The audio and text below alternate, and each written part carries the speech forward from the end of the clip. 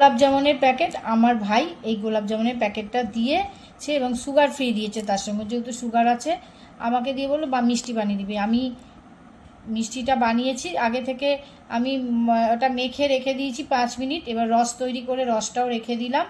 এবার গোল্লা পাকিয়ে এবার মেখে রেখে এবার গোল্লা পাকিয়ে এবার এবার ভাজলাম তেলে, ভেজে এবার একে একে আমি খুব অল্প করে করেছি, সেই জন্য অল্পটাই তাড়াতাড়ি করে করেছি, একসাথে 5টাই দিয়ে দিয়েছি।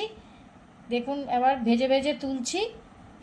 এবার আমি রসে ফেলবো, এগুলোকে রসে ফেলে দিলাম। এবার রসে বেশ কিছুক্ষণ রসে চাপা দিয়ে রেখে দিয়েছি। দেখুন কিছুক্ষণ রাখার পরের মধ্যেই এরা বেশ বড় বড় হয়ে গেছে।